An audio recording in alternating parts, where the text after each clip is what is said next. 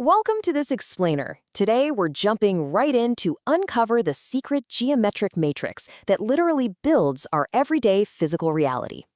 Have you ever stopped to notice that everything around you, and I mean everything, from the slice of pizza you grab for lunch to the actual roof over your head, is built from a hidden geometric code? Seriously, look at the screen you're watching this on right now. You are completely surrounded by the very math concepts we are about to decode.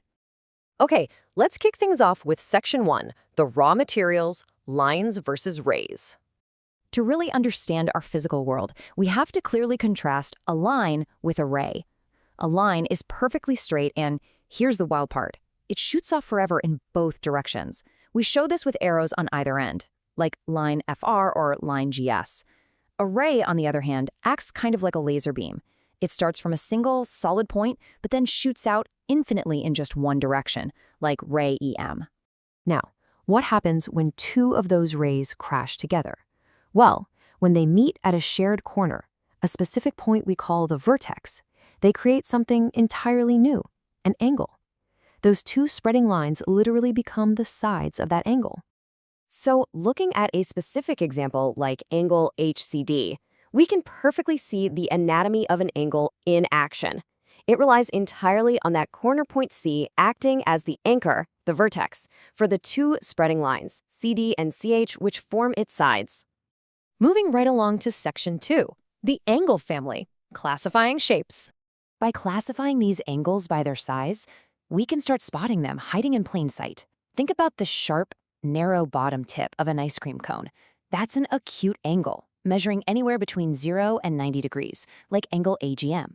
Compare that to a wide-open obtuse angle, measuring between 90 and 180 degrees. That's the shape you'll see on the corners of a flat, stop or no entry traffic sign, just like angle PQR.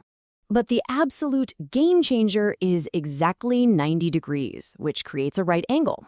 That is that rigid, L-shaped crook holding together things like the corners of your envelopes, such as angle CML. You'll usually spot this one on blueprints marked with a neat little square right in the crook of the corner. In total contrast, hitting exactly 180 degrees creates what we call a straight angle. Visually, it's just a perfectly flat, straight line with a curved arrow over the middle point, exactly like angle ETS. It is totally opened up. Then we have the massive reflex angle. This one measures between 180 and 360 degrees. It's a wide outer bend that you can visualize as the remaining outer crust of a whole pizza once you cut a single slice out of it, like angle STU. We're literally measuring the outside curve here. So how do we actually measure these? Let's dive into Section 3, measuring angles, tools of the trade. Degrees are the fundamental unit of measurement we rely on. It's how we definitively say just how wide an angle has opened. Basically, it's the core language of geometry. To find out those exact degrees, we use a protractor. It's this really clever semicircle tool covered in degree marks that helps us measure something like angle EBC precisely at, say, 70 degrees. And because angles can open in totally different directions, some swinging left, some swinging right, the protractor is actually designed with both an inner scale and an outer scale. Both of these run from 0 to 180 degrees, making it an incredibly versatile tool for reading absolutely any angle you encounter. Now for the fun part, Section 4, everyday polygons in the real world. This is where we close the loop. When we connect those lines and angles, the absolute simplest polygon we get is the triangle. It's a closed shape composed of exactly 3 sides, 3 corners, and 3 angles. You'll immediately recognize this if you've ever set up a camping tent or driven past a triangular warning sign on the highway.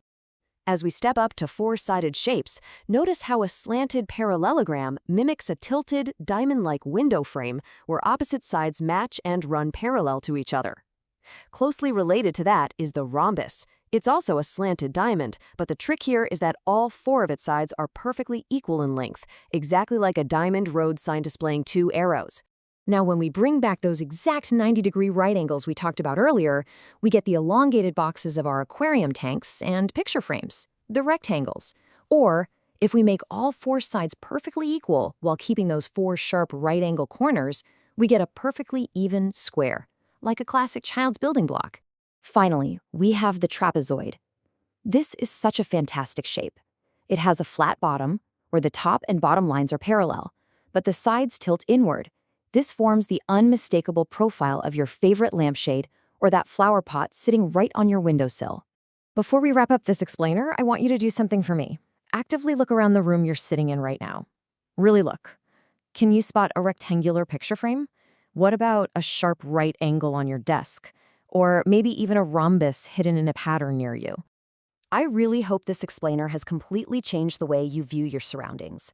Now that you're armed with the hidden blueprints of your physical world, what incredible geometric shapes are you going to discover tomorrow?